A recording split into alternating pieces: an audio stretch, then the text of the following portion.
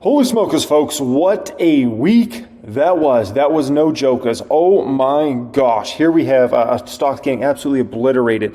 A lot to get into here today. We got to talk about Palantir. Palantir was my worst stock here today. We got to talk about Tesla. We've got to talk about PayPal. PayPal hit new lows again. Us PayPal bulls that have been buying the stock and buying the dips are like, are we crazy in the mind, or is this like the greatest deal ever? Like, what is going on? The solar stocks are getting absolutely wrecked. Solar Edge crashed. Enphase crashed, right? This is a 3 month for these stocks, right?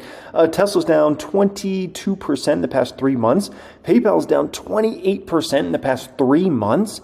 Enphase is down 44% in the past 3 months, and Solar Edge is down almost 70% in the past 3 months, folks. And today was ugly. This was actually just the past 5 days. PayPal down about 5%, Palantir down 6.5%, Tesla down 16.3% in the past 5 trading days, Enphase down 20%, and Solar Edge down 31% in the past 5 trading days. So we're going to talk about those stocks. We're going to talk about also, and kind of my opinions there, we're going to talk about Meta and Amazon. Both are important stocks to me, and both are reporting earnings this upcoming week. I'll let you know kind of how I'm feeling about the earnings. Do I think they're going to beat? Do I think they're going to miss? What do I think is going to happen? There a lot to get through in today's video. Also going to talk about the 4 scenarios that could play out for us in 2024, which I think is a very important subject. So appreciate everybody joining me as always. Thank you so much for being here, folks.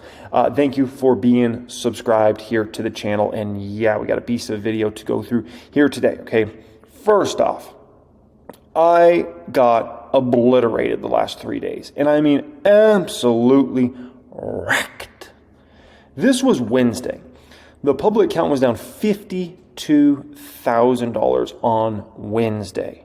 Thursday, I was down $50,000. And what was I down today? Today, I was down $35,000. Absolutely obliterated in the public count the last 3 trading days. That is rough. I felt like Apollo in Rocky IV. You guys ever see Rocky IV, okay? When he had to fight the Russian that was on the juice. Oh man, he got wrecked. That's how I felt this week. It was absolutely just annihilation. Just annihilation. I mean, that's rough. You know, if you want to do the math on it, okay? That's $137,000 down in 72 hours, right? Just in the public count. Never mind my other portfolios, right? Just in the public count, $137,000 in 72 hours. Just gone. Gone. You know? And you know, some people see that and they're like, dude, the hell with the stock market. Like, I'm not freaking doing this crap. Like, $137,000 gone in 72 hours like that, right? And I'll put it to you like this. I played football in high school. And the high school I played football at, we were really good back in those days. Had a lot of players that either went on to play in the NFL or went on to play college football and things like that. And we had this coach come in, Steve Bellis, and this coach was absolutely phenomenal. Like, definitely one of the best coaches I was ever around in my life. He actually played for Notre Dame back, I believe, when Notre Dame won their national championship back in the 80s. And just a phenomenal coach, and he changed the whole program into mental toughness, essentially. And there was no one that was going to like out-tough us, essentially, on the field. And he used to have this great saying, pain is weakness leaving the body. And our workouts were absolutely brutal. It was full pads almost every single day. And, you know, it's just, you know, crazy hitting. You know, every year a bunch of kids would try to join the team. And by the time you got to the first game, a ton of kids were like, the hell with this, man. I don't care if there's all these girls cheering for you. I'm not freaking doing this crap. It's too hard. What he would try to do is break you mentally. Absolutely break you mentally. And the people that wouldn't get broken mentally, like myself and the other kids that would, be there the whole season, we were the ones that were tough enough to do it. But a lot of the other kids just weren't. They just weren't up for that, right? And so the same thing goes for the stock market. Not everybody's built for this game.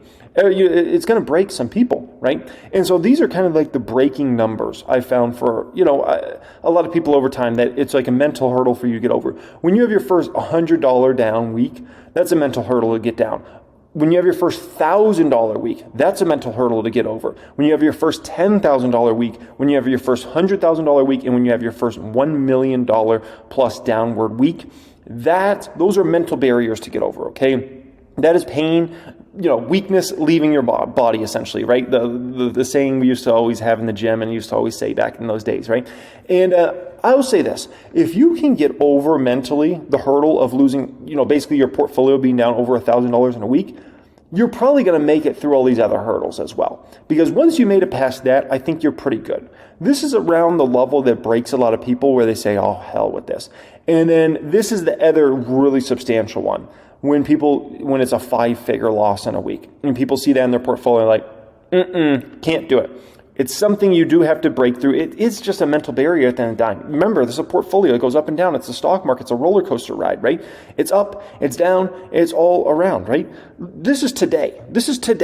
Elon Musk's net worth dropped today $5.8 billion. Larry Ellison's net worth today dropped $7.4 billion. Jeff Bezos, what is he on his yacht? Okay, I always see the yacht man. Down $3 billion today. Well, $2.9 billion to be exact. Larry Page, $1.9 billion. Mr. Louis Vuitton was down $1.7 billion today. Okay, they had to get over those mental hurdles as they climbed the ranks over time, right? And now their net worth goes up or down billions of dollars a day. It's just a mental hurdle for you to get over. Okay. Pain is weakness leaving the body. Once you overcome it, you don't even start to register the pain anymore. And that's like, if you built up tough enough, you don't even register the pain. I don't even register it. Like, if the portfolio is up or down, 6 figures in a week, I don't even register it. To be honest, it's like, it is what it is. It's just part of the process, folks. Just part of the process, okay? Alrighty, very important subject I want to speak about here. I want to talk about the 4 scenarios that could play out in the market in 2024. And so I'm on Twitch. I actually did a live stream here today, which I don't usually do a Friday live stream on Twitch. I usually just do it Monday through Thursday for market close, right? But I decided since the market was crazy today, I would go ahead and live stream on that. And I was reacting one part, CNBC, they had some folks on, and these folks were just so dang bearish now on the market, right? It's all doomsday. It's all the end of the world. It's all, market's going to keep going lower. Earnings going to drop, everything. Like, the bears come out, okay? It's not the right mindset to have. There's 4 realistic scenarios that can play out for us in 2024, okay? And I laid them all out here for you right now, okay? These are the 4 realistic scenarios for us in 2024. And there's 4 of them. Anybody that's banking on one of these happening, you were misguided. Very misguided. And there's a lot of people on Wall Street that are consistently misguided, okay? Scenario 1 that could play out in 2024. And by the way, scenario 1 and 2 are definitely very bearish scenarios, okay? Scenario number 1 is where earnings go down for the stock market in general, the S&P 500, in 2024. A recession simultaneously hits, right? Job losses come, companies' revenues go down, and then the Fed has to start cutting rates at the second half of 2024 because they realize, crap, we're devastating the economy. We got to try to save this.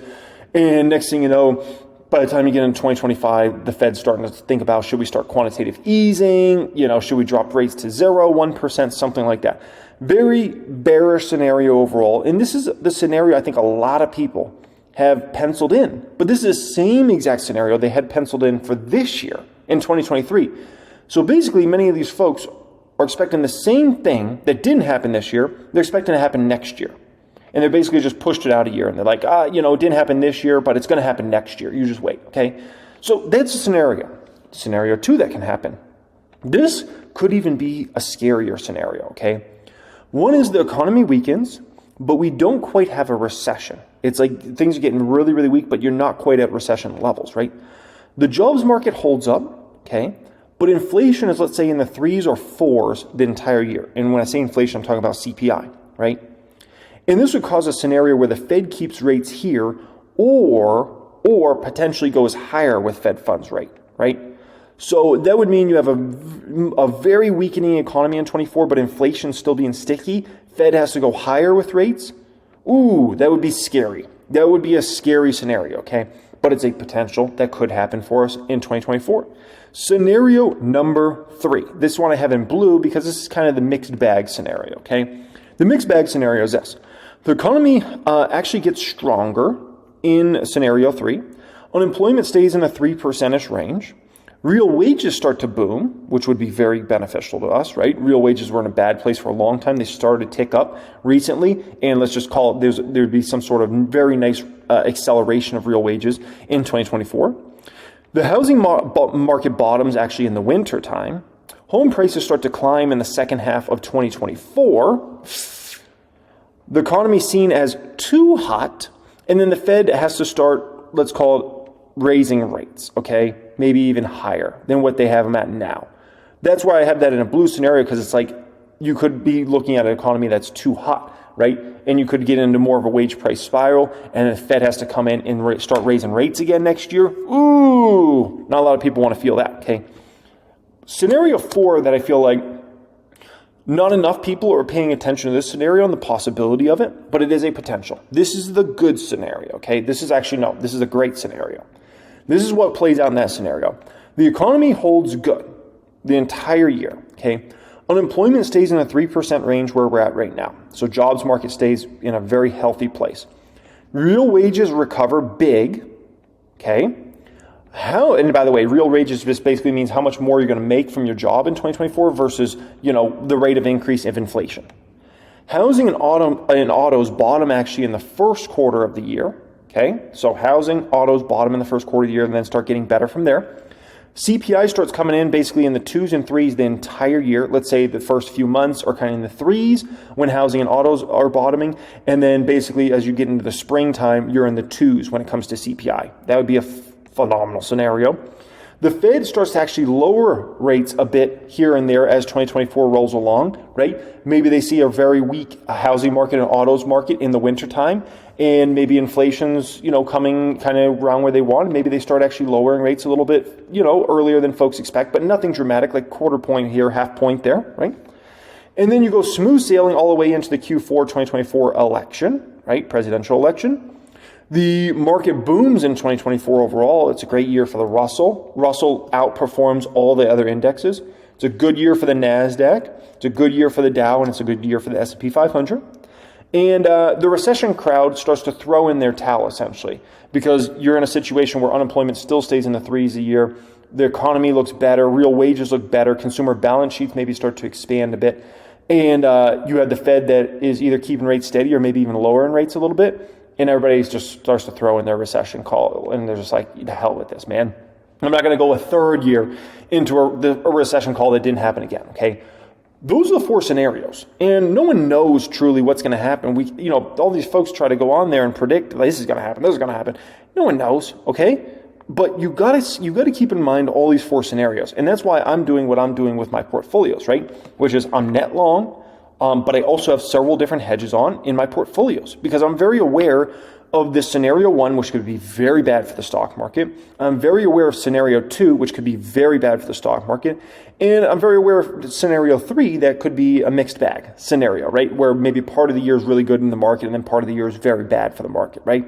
So, nonetheless, folks, there it is. You can take a screenshot there. Easy to save to you. Those are the 4 scenarios that could play out for us in 2024, okay? Let's start talking about a lot of stocks, and we got a lot of stocks to get into. The first one is SolarEdge. It was down 27.27% today. 27% today, folks. The stock is now down over 70% year to date. Now, here's the problem, folks, okay? You might look at SolarEdge, you might say, this is silly. This is a great price. The stock's down 70+% this year. It had already been down going into this year. Down 27%. This is a way overreaction. The stock's going to come bouncing back, okay? Let me just caution you for just a moment. Here's what we're looking at. The forward P on SolarEdge technically says 12.7, right? Which certainly looks very low for a company like SolarEdge. But the truth is, folks, we don't have a flippin' flapjack and clue what the forward P is really going to be. And I mean, no clue. This is a business in disarray right now, right? So analysts were expecting this company to do 764 this year, 849 next year, right? Revenue estimates for 23 at 3.37 billion. Revenue estimates for 2024 of around 4 billion. You can't predict that right now. Not with how bad their numbers just came in, not with how bad that miss was SolarEdge just reported, and not with the housing market being in as poor of a spot as it is, and it's going to get worse before it gets better when it comes to housing sales. This fall is going to be awful for housing sales. The winter is going to be probably the worst winter we've ever seen in modern history for the United States of America in terms of the amount of home sales. So I don't think you can predict the solar market's bottoming right now or anywhere close to a bottom. We don't know. So we don't know what these numbers are.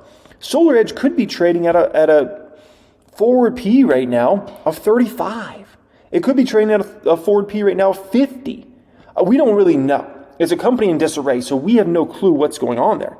That leads me to talk about Enphase, right? Now, Enphase has obviously been clobbered as well. The stock's down nearly 60% just in the past 12 months, right? And it's under $100 a share here today. This one got hit 14.6% just on the back of the Solar Edge news. Now, if you want to know some good news in regards to Enphase, from my understanding, Enphase does not have as much exposure to Europe. Now, why does that matter? That matters because Solar Edge, basically part of the reason why they missed so bad was because of the European market. So it is a potential, and Solar Edge does report earnings this week, it is a potential that Enphase reports a quarter, when they report, I believe it's Thursday after the bell, they could actually report a quarter that's not as bad as feared, which would actually support Enphase's stock, obviously, after earnings, okay? But even in regards to Enphase, with how bad Solar Edge's numbers were, the fact is, folks, we don't know what Enphase's true forward P is, or anywhere even remotely close. You can't even guesstimate the numbers right now because it's such an industry in disarray. So until we get the Enphase numbers, we don't really know how to predict out Solar Edge or Enphase, just to be quite honest, okay? Now, in regards to earnings this week, we got a lot of important earnings, obviously, this week, right? Huge week coming up here. Mr. Softy, Google McDougal, Visa, Meta, Amazon. Meta and Amazon, okay? We'll get into those in just a moment. In my feelings on that, Meta is the biggest position I have in the public account. And now, since Tesla's gone down a lot here recently, Meta's by far and away the biggest position. So I'll let you know how I'm feeling about Meta and Amazon. I went into Tesla earnings very unconfident. As you guys know, I was very well aware of that, right? Am I going into Meta and Amazon earnings very unconfident as well? Now, Tesla. What do I think the stock's going to bottom at? Do I think it's bottoming soon? Okay. So, I think Tesla probably short-term bottoms Monday, Tuesday. That would be my guess in regards to this. There's usually a 3-day rule in the market, right? Which is essentially a thought process around after a stock, it's a huge flush down after their earnings. You usually bottoms about 3 to 4 days later, okay? And so naturally the stock should bottom Monday, Tuesday, and then you can start to have some buying pressure. Especially, we should climb back at end of the week if Meta comes in, reports great earnings, Amazon comes in, reports great earnings, because that's obviously going to push the Qs. That would push the S&P 500. Both the Qs and the S&P 500 matter to Tesla. That could push ETFs. That could push a bunch of things, and it would all benefit Tesla. And so you could end up in a very nice end-of-week rally, if not end-of-month rally for good old Tesla. But ultimately, I wouldn't be surprised if Tesla does go down in November and December. We have the Cybertruck event at the end of November. I don't think that's going to bring necessarily any extra excitement. Everybody knows Cybertruck's coming. We're all excited for it. I don't think that adds anything extra that like everybody's going to jump to the moon for. So my opinion is Tesla's true bottom. Worst case scenario, probably 140, I see. Best case scenario, probably 190. For the end of this year. We'll see how it all shakes out. Obviously, a lot is going to have to do with how the market trades in general, the NASDAQ, the Qs especially, and the S&P 500. Now, in regards to Meta, okay, Meta's now by far and away the big winner chicken dinner of the public account, right, in terms of how big this position is versus Tesla. So how am I feeling going into these earnings? I am feeling very confident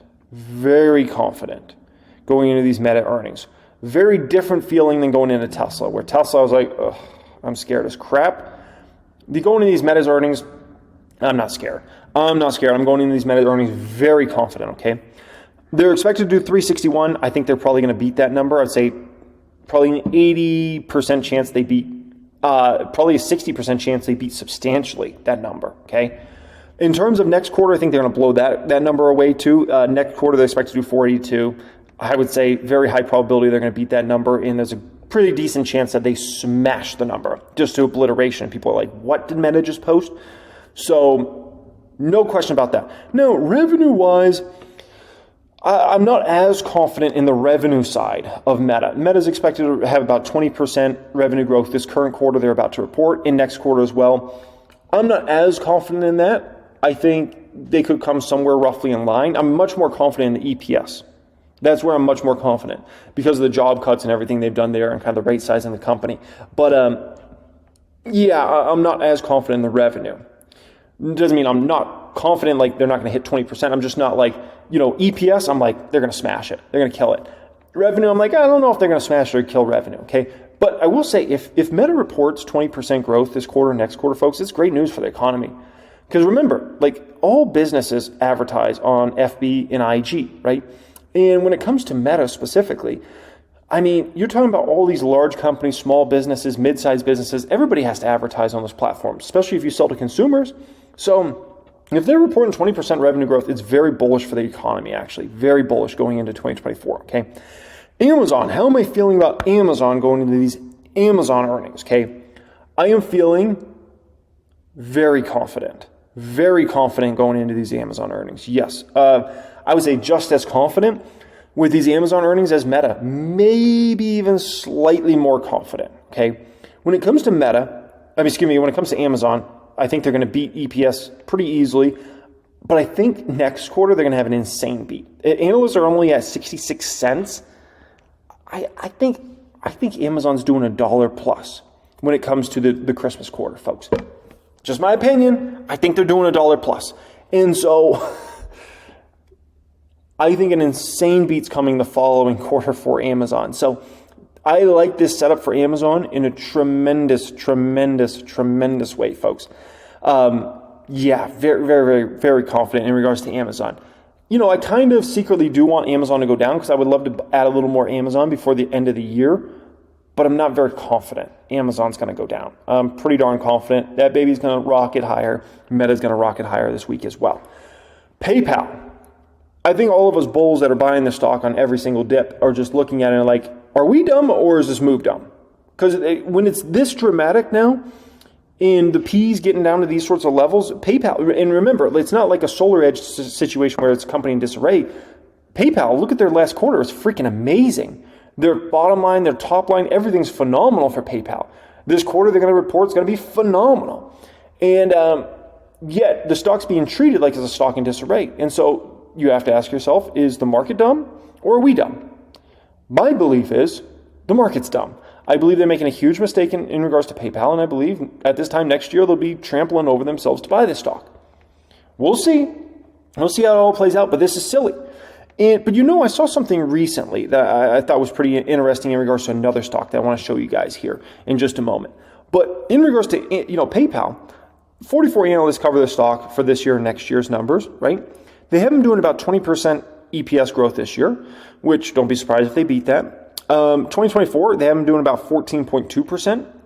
And the following year, which about 24 analysts have numbers out there, about 12%, right? So we're talking about this as a double-digit bottom line grower. Double-digit bottom line grower trading at this PE? Come on, man. That's a little silly.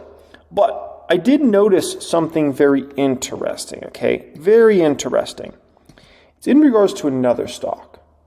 And I actually, on the Twitch live stream today, somebody brought this to my attention because I hadn't tracked this other stock's valuation. And this company reported earnings today. The earnings were freaking amazing. And the stock still went down big today. Okay? And I said, let me check out its valuation because there's something funky going on here. Okay? And the stock is this one. You're going to definitely have heard of this one before. It is American Express. American Express. I took a peek at American Express. It's trading at 13 times this year's expected numbers and 12 times next year. It's not right. It's not right. A stock like American Express should never trade that low on the valuation front. Something strange is going on there. Very strange. Which tells me the market is basically pricing in the scenario one I laid out earlier for you guys. They're convinced recession 2024, and they're convinced big credit losses for American Express. They're convinced about losses for PayPal and all the banks and all these guys. They're convinced. If they weren't convinced, American Express would not be trading at these sorts of valuations. American Express should usually trade at a forward P of 20 to maybe 25. That's fair. Okay, if you're talking about American Express gets over 30, they're a little overvalued. Forward P of 20 to 25, fair. Forward P of 13, 12, something's wrong. Something's wrong. And what's wrong is the market's pricing in big recession, okay? We'll see. We'll see. We'll see how it all plays out, folks, okay? Now, Palantir was my worst stock actually today. My worst stock. 5.5% down for Palantir. It got hit, pretty hard this week in general, right? By the way, Avant, just sad. I mean, they reported such a good quarter and just no one cares. No one freaking cares. about a 12-cent stock. That one's a little sad to kind of see the performance because I'm like, man, they're really like putting up great numbers and just like no one cares right now. But it is what it is. It's the market we're dealing with, right? But in regards to Palantir, I'm extremely confident. I mean, Palantir and Fubo are probably the two companies I'm looking the most forward to getting in to see their earnings. Meta and Amazon definitely looking very forward to, but freaking Palantir. I cannot wait for the Palantir conference call. I cannot wait to live stream that baby on Twitch when we do that. Man, and I can't wait for Fubo's subscriber numbers. Oh my gosh. Whew, and I can't wait for Fubo's guidance as well. Looking really, really flipping flapjack and ready for that one. So overall, going into this earnings week, I'm much more confident than I was this past week. Let's put it that way, folks. And overall, my batteries are very charged up right now. Very charged up. By the end of this earnings season, I'm going to be out of power because it's a lot to go through and it's so many conference calls to listen to, so many income statements to get into and balance sheets and all that stuff. But for right now, my battery's full charge. But yeah, 4 weeks from now, 5 weeks from now, I'm going to be like, what is going on in this market, folks? If you never checked out the description area of my videos, make sure you do so. I got a link down there if you're looking to apply to join my private group. I got a link down there if you want to join my Patreon, which in my Patreon portfolio here today through Fidelity Investments, I actually sold a stock and I bought 4 stocks. So if you want to see the stock moves I made today and future weeks, then check out the Patreon link down there. I also have 2 workshops for you guys linked down there. I also have my IG, Twitter, and FB all linked in their description area as well. And lastly, I do have Seeking Alpha link down there, which I have a link which they gave me months ago when I did a deal with them essentially. And that link, if I recall, gives you a free trial to Seeking Alpha. So that's all in my description area. Make sure you check that out before you leave today's video. Appreciate everybody joining me as always. Thanks so much for being here, folks. Thank you for being subscribed. Much love and have a great day. Get ready for next week.